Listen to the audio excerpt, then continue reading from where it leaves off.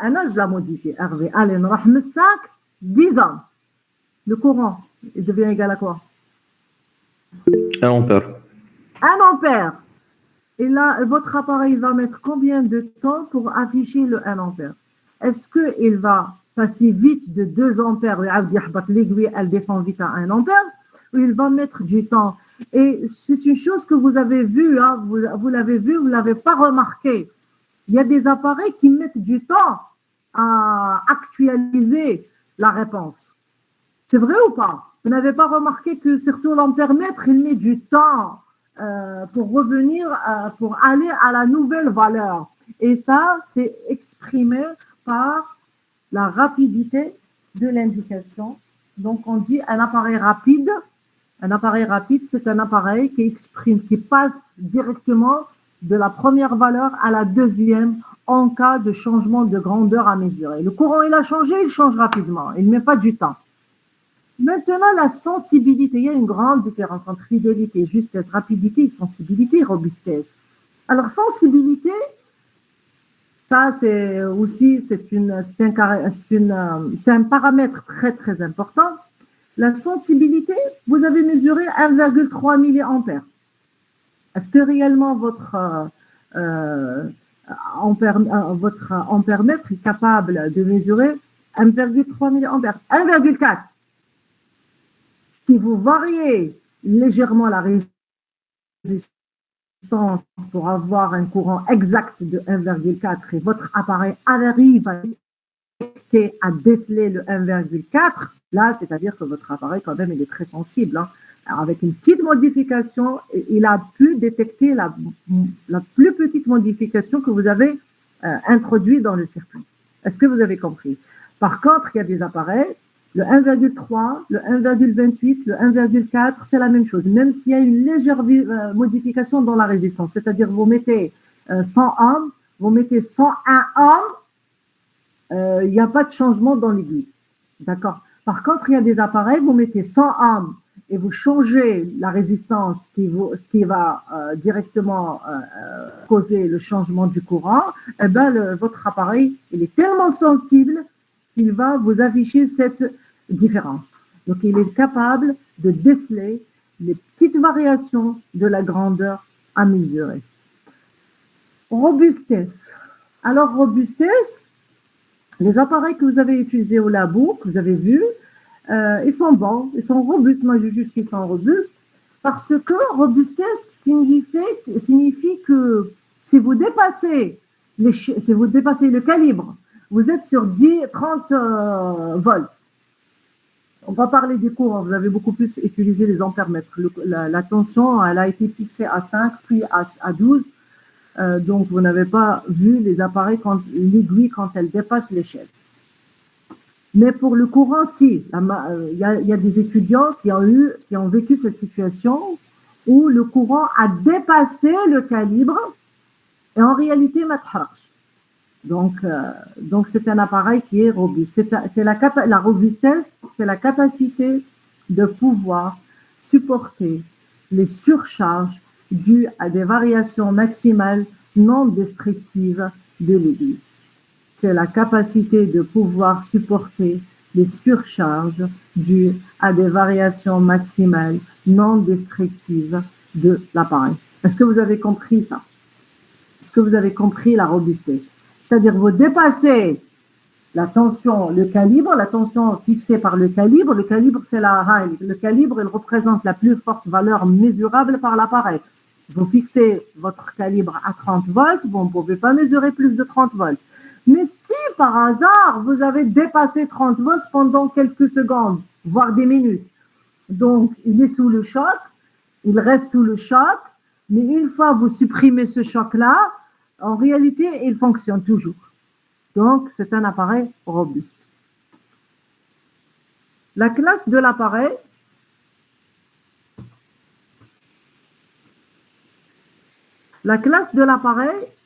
elle traduit la précision de l'appareil. On peut distinguer différents types d'appareils selon leur classe. Là, c'est une classification selon la classe, pas selon le type magnéto-électrique ou électrodynamique. Ça, c'est une classification selon la classe. Là, c'est une question qui m'a été posée au labo, en TP. Madame, est-ce que tous les appareils ont une classe de 1 à et celle que vous avez utilisée, c'est les appareils de contrôle, 1, 1,5. 1, 1,5. D'accord? Et des appareils indicateurs, c'est les appareils grand public. Même il y a des appareils de 2,5. Il y a une classe de 2,5. Par contre, les appareils de laboratoire ou qui font des essais, les chercheurs ils font des essais, on dit que ce sont des appareils de précision. La classe, elle est entre 0,2 et 0,5. Si la classe est entre 0,2 et 0,5, l'appareil est dit c'est un appareil de précision. Ou sont des appareils de laboratoire. Les appareils étalons, les voici entre 0,05 et 0,1. Donc 10 puissance. Il y a des appareils de 10 puissance moins 3. Hein. Il y a des appareils de très grande précision. Il y a des appareils de 10 puissance moins 3. Mais là, déjà, 0,05 et 0,1 sont des appareils à calibrage. Là, vous voyez, à calibrage, où est calibré l'appareil? C'est un appareil qui va calibrer un autre appareil. C'est un appareil qui va étalonner un autre appareil. Donc, vous utilisez un appareil étalon pour étalonner un appareil indicateur. D'accord? Ou un appareil de contrôle. On utilise ce type d'appareil pour voir si l'appareil il fonctionne bien ou pas. Alors, pour mettre en application tout ce qu'on a vu maintenant, j'ai donné un exemple où je vous propose, vous, de donner la signification de chaque symbole. Je donne ce V là. Qu'est-ce qu'il montre? Là, vous le savez. C'est un voltmètre. Il est utilisé en alternatif en continu. L'étoile, c'est-à-dire la tension diélectrique, elle est de 2. Qu'est-ce que ça veut dire 1,05? 1 et 0,5. La classe, madame. هذه 1 واش من لا كلاس و 0,5 واش من لا كلاس؟ مدام وحده في الكونتيني وحده في الالتيرناتيف. 1 في l'alternatif et 0,5 في الكونتيني. 1 في l'alternatif et 0,5 في الكونتيني. Pourquoi? Parce que le symbole alternatif راهو en premier, راهو en haut. Donc تشوفوا en haut c'est 1 ou le continu c'est le 0,5. La norme 42100 et l'appareil c'est un appareil magnétoélectrique à redresseur. Un appareil magnétoélectrique à redresseur, il mesure quelle valeur? Moyenne ou efficace? Moyenne, madame. Moyenne. On note. نكتبوها moyenne. C'est un appareil, c'est un voltmètre qui mesure les valeurs moyennes. Donc, vous l'utilisez, si vous insérez un signal sinusoïdal parfait, ça donne un 0. Alors, les 5000 ohms par volt, vous savez qu'est-ce que c'est? Il faut le noter. Hein. 5000 ohms par volt, c'est quoi? Là, la qualité. Elle est dite. La qualité de l'appareil. La qualité de l'appareil, elle nous donne quoi? Je calcule quoi à travers la qualité?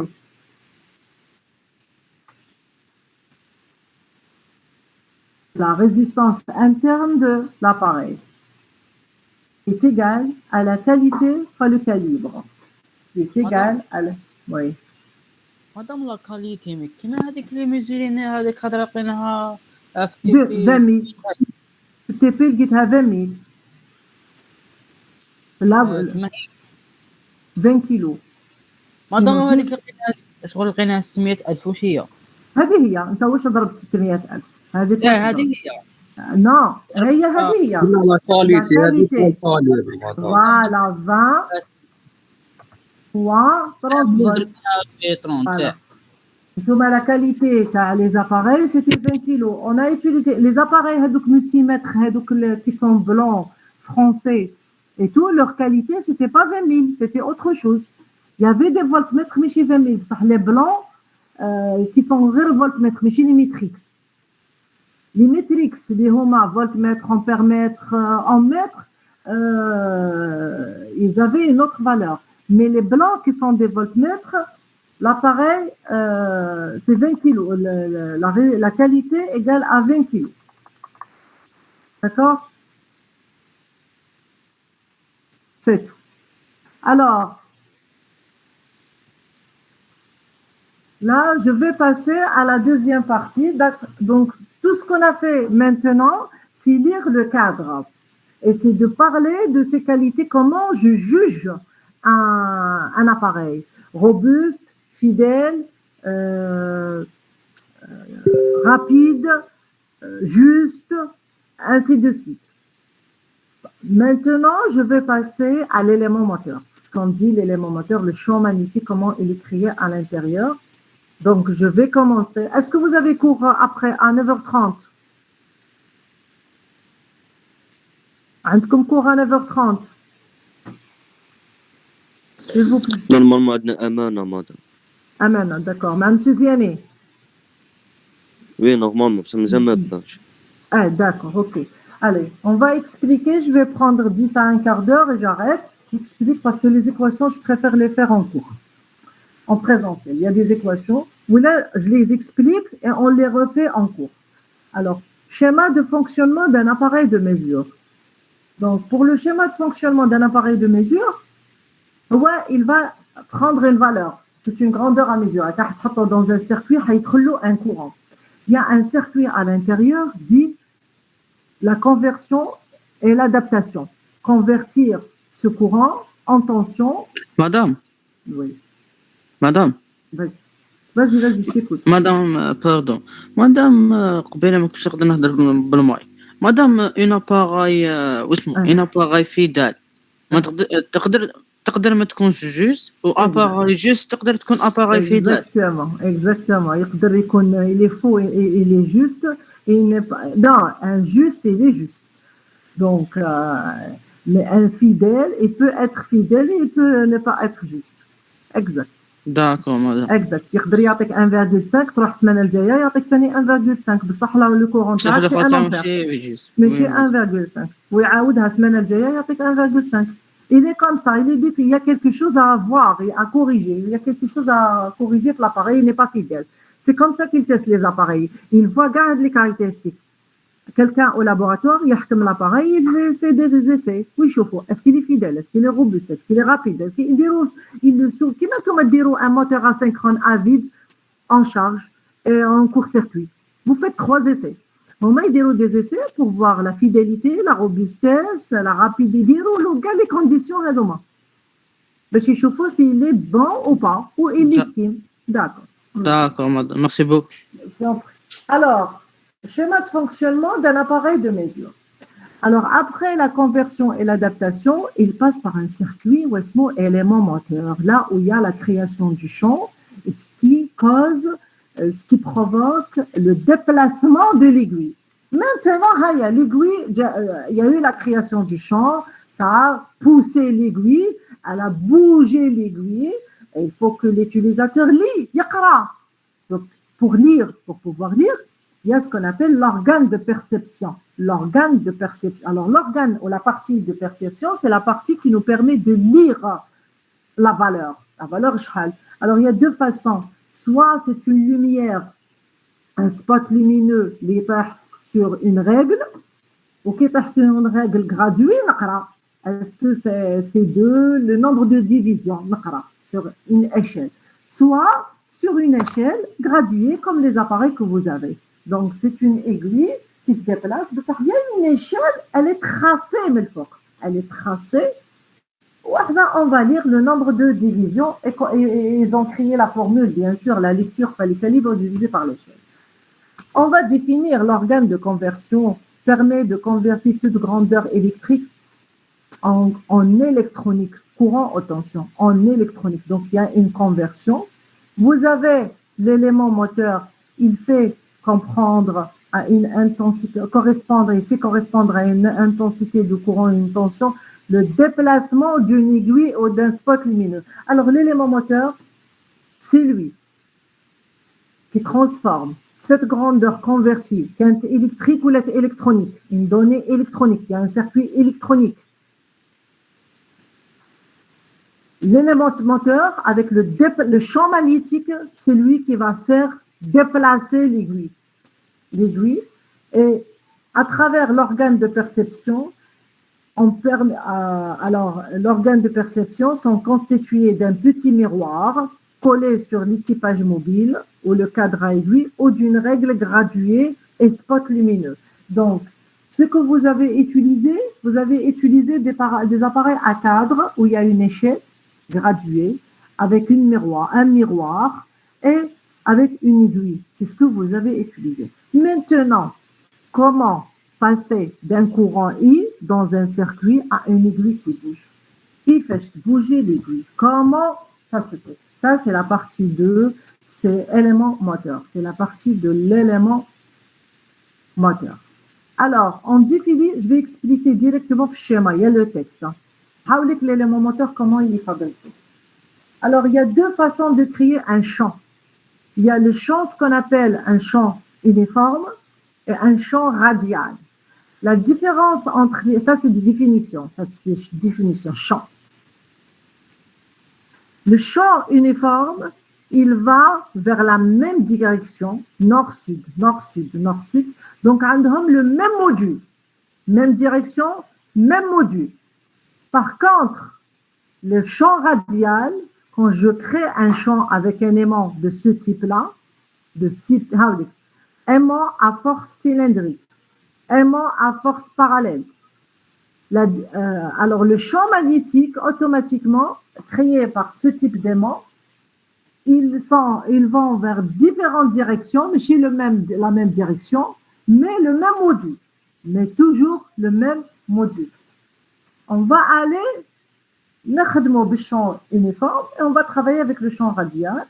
On va placer notre cadre avec des nombres de spires. On va faire parcourir le nombre de spires du cadre par un courant du circuit, à 1,3 ampères. On va voir comment il va se déplacer. Voilà. Il y a une partie fixe qui est l'aimant. Donc, il y a deux parties, partie fixe et partie mobile. Alors, la partie fixe, c'est l'aimant. Alors, cette partie fixe, elle peut être créée par un aimant à force parallèle ou un aimant à force cylindrique. Voilà. Il y a un cadre avec un certain nombre de spires. Eh bien, votre courant du TP, le 1,3, il a parcouru les bornes plus et moins. Il y a les fils de la bobine. Il y a le nombre de spires. Donc, les deux bornes plus et moins et le com sont connectés à ce fil-là, le jaune. C'est un conducteur. Alors, une fois mon cadre est parcouru par un courant, et il est plongé dans un champ magnétique. Alors, plongé.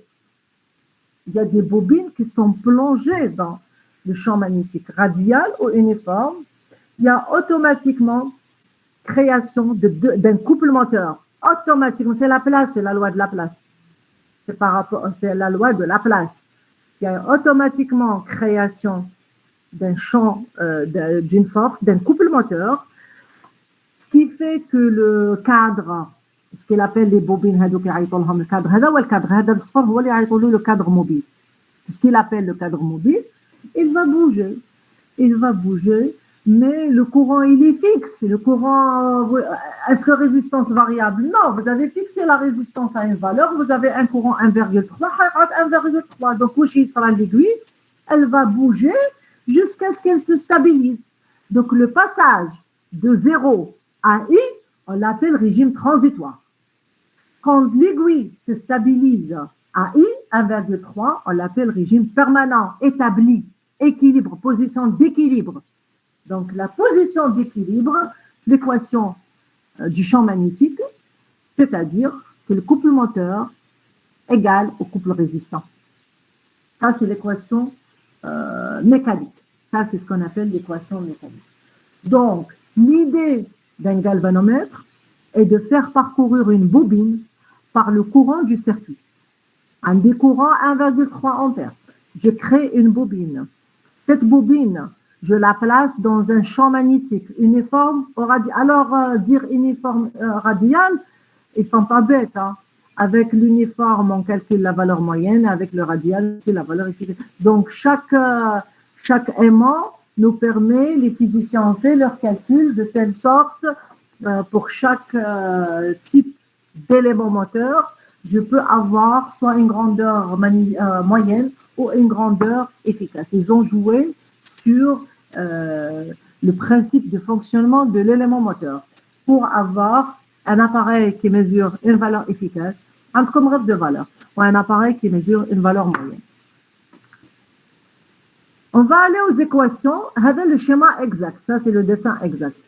Alors, comme le cadre mobile, une aiguille, ils l'ont attaché, tout simplement, le noir, à une aiguille. Quand il tourne, l'aiguille, elle bouge. Il va tourner automatiquement. Donc, quand on l'attache à une aiguille, l'aiguille, elle bouge. Ils ont établi une liaison entre le courant I, le courant I, et la position θ, la position, et θ, entre le zéro de l'échelle et l'aiguille, la position θ. Ils ont établi la relation entre I et θ, ce qui a permis d'étalonner l'échelle. Donc, quand I égale à 2 ampères, à peu près l'échelle TANA, elle vaut combien pour faire l'échelle et le calibre? Est-ce que vous avez compris le principe de fonctionnement de l'élément moteur? Comment l'aiguille bouge? Donc, le courant du circuit traverse une bobine. Ma bobine, elle est plongée dans un champ magnétique. Il y a 2 types de champs, champ radial ou champ uniforme. Chaque champ me donne une équation. Mais quand même, les 2 champs permettent au cadre de bouger. Quand il bouge, il ne va pas bouger éternellement. Le courant va se stabiliser. Le courant, quand vous avez fermé votre circuit,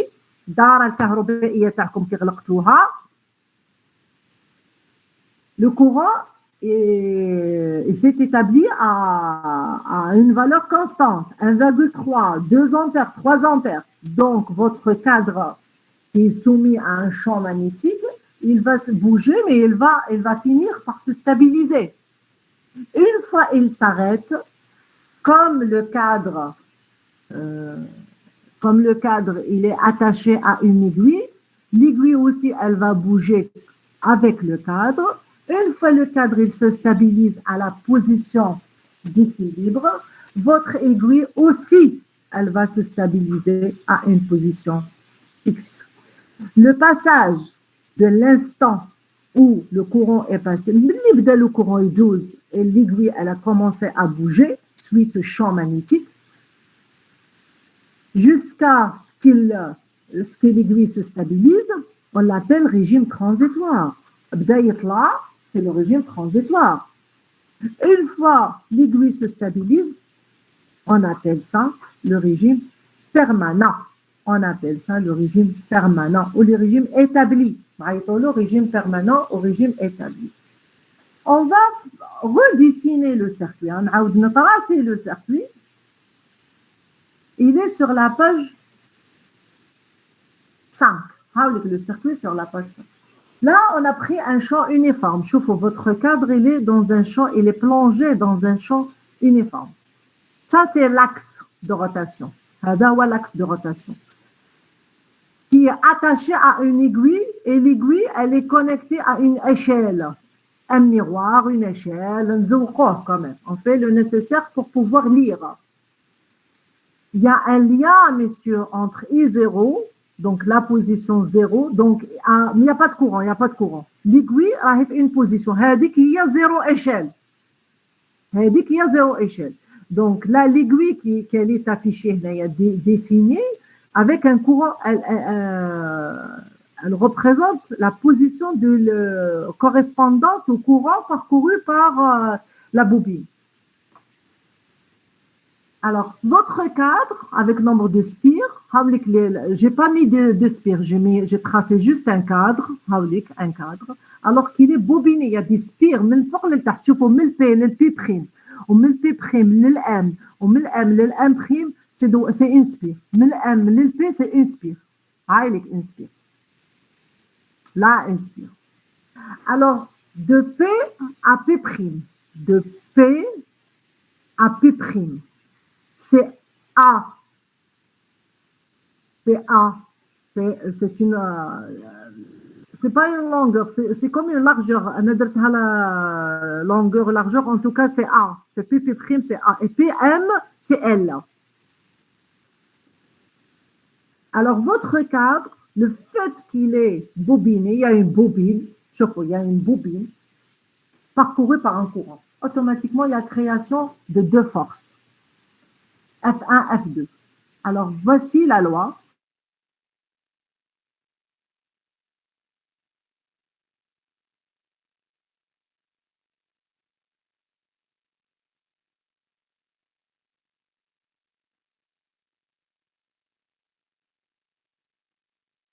Prime opposée, collinéaire à l'axe de rotation. Les côtés sont soumis à des forces égales aussi même module, mais le sens contraire. Voilà, il parle de M1' et P'. F1, F2. Alors, cette force, F1, c'est I, le produit de la longueur, le produit vectoriel de la longueur fois l'induction B. Le produit vectoriel de la longueur fois l'induction B, là où il est plongé. C'est la loi de Laplace.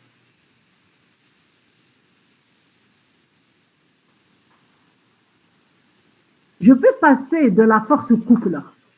La force au couple. La longueur, c'est L, c'est M'. Hein. La longueur, c'est M'.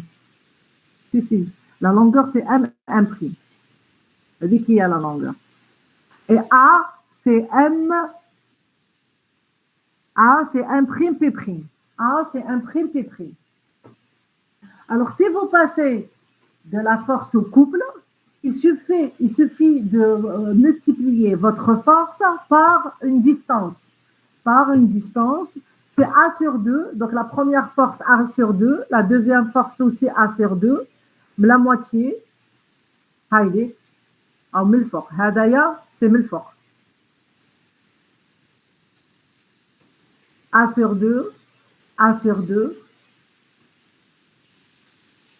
vous aurez le couple moteur égal, je remplace l'équation هذه تاع la force, vous remplacez l'équation de la force, puis le couple moteur égale la force fois A, qui veut dire le couple moteur égale I, L, le produit vectoriel entre L et B. Alors, je prends le produit vectoriel entre L et B. La longueur, elle est définie par la normale. La longueur, elle est définie par la normale.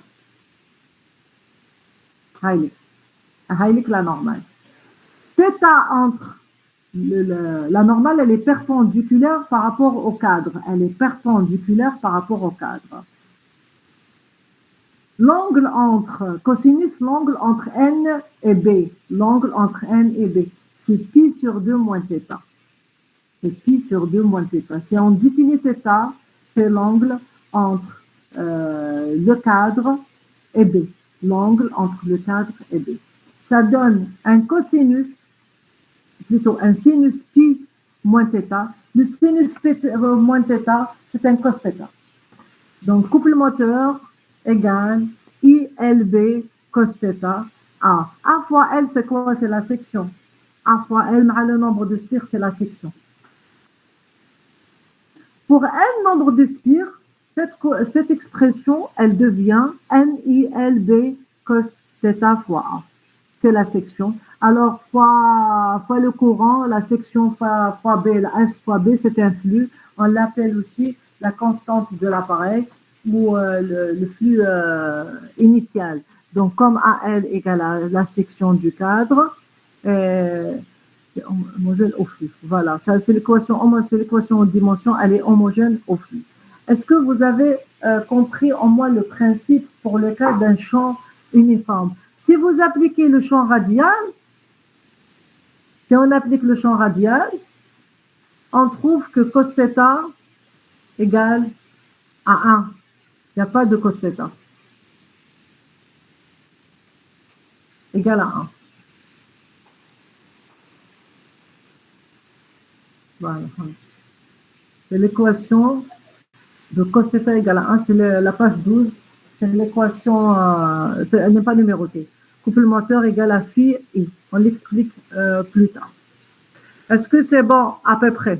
Ou il y a où vous n'avez pas pu quand même comprendre les trois équations? Il y a cette première, cette deuxième et cette troisième. Est-ce que c'est bon? Oui, madame, كي نروحوا في présentiel Voilà, je refais le dessin. Je dois le faire. D'accord? Je ne peux pas aller plus loin. Je préfère m'arrêter là. C'est juste pour comprendre. En bas du judo, il reste... voilà. D'accord, madame. Merci. Ces équations de préférence, les faire en présence. Alors, je suis comme présentiel. De préférence, le présentiel. Oui, madame, présentiel, surtout le schéma. C'est des schémas et c'est des équations physiques. C'est les seules équations physiques, mais ce sont les mêmes qui reviennent. On met les mêmes.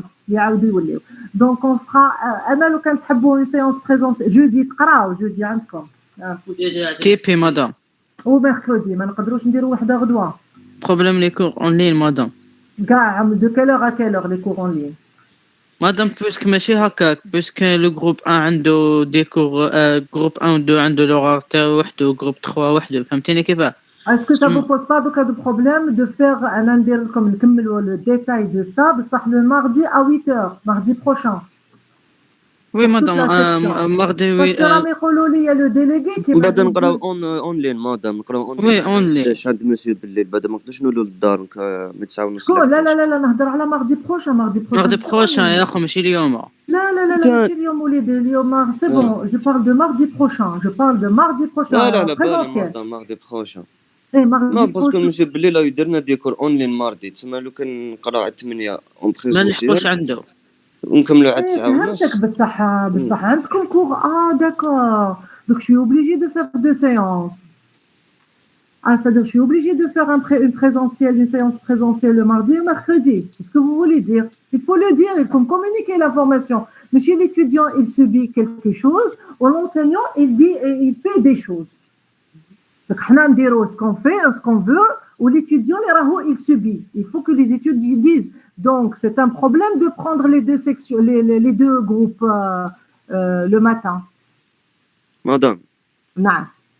Mardi prochain, donc mardi راهو يشدنا مسيو بالليل اون لين à 11h20 11h20 بصح علاش هو يشدكم اون لين vous avez présentiel فهمتك مادام بصح لو كان نقراو بريزونسيال من 8 ل 9 ونص عندك كاين دي زيتيديون ما يلحقوش للدار مادام باش نقراو وي جي كومبري بصح هو علاش هو يدير اون لين مسيو بالليل ادمينستراتيفمون مادام ديليغي راهو على هذه السمانه تاع اليوم وغدوه ماهوش على السمانه الجايه دوك نسي نشوف مع مسيو بالليل يا مسيو انا مانيش نهضر على يا عدلاوي يا اخو راهي على السمانه الجايه بالي مادام ماردي بروشان باسكو راهو مسيو بالليل يجينا توت لي ماردي دوكا ولا هاد الساعه لا وليدي انا با شوف كي يكون عندكم بريزونسيال ما يقدرش يشدكم اون لين دونك سا سي با مون بروبليم سا سي سون بروبليم اون بريزونسيال كي تقولي لنا مادام ايه السمانه الجايه يا اخو بريزونسيال واش بيه فهمني هذا البروميير اللي راه يهضر وي مادام راني فاهم انت مازال ما فطنتش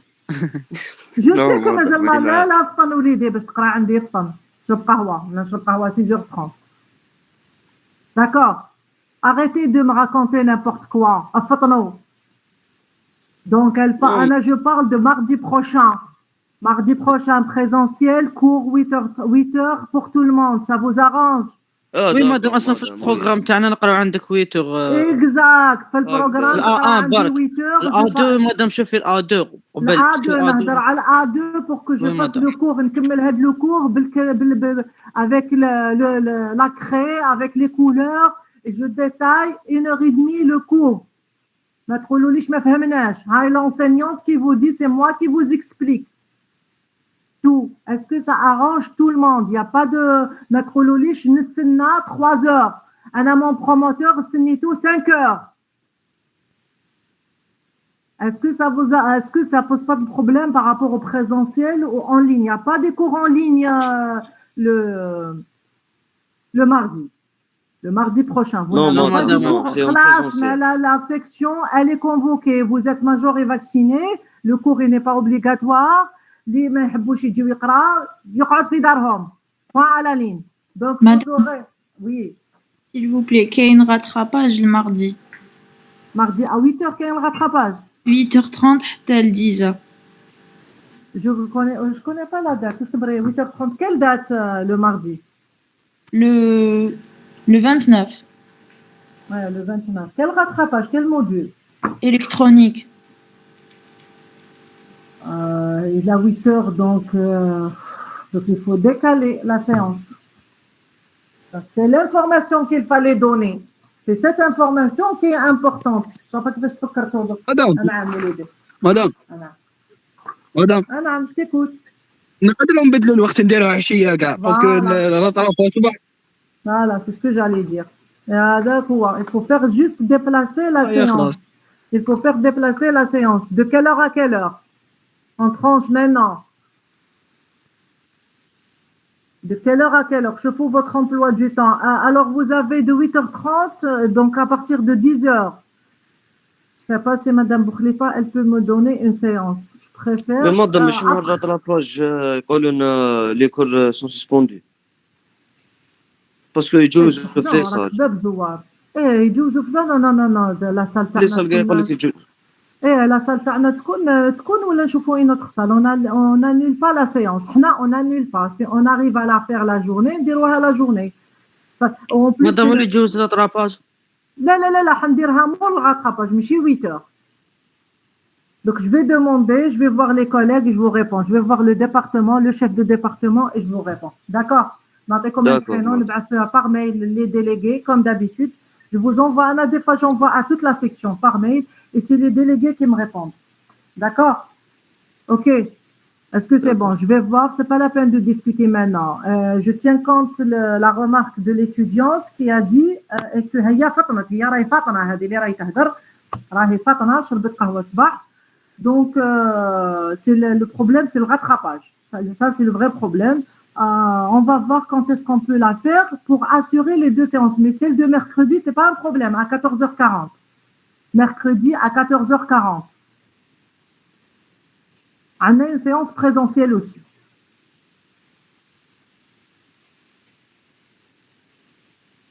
Ok?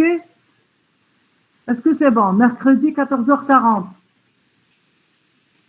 D'accord, madame. Allez, D'accord, bon madame. courage. Ok, bon courage.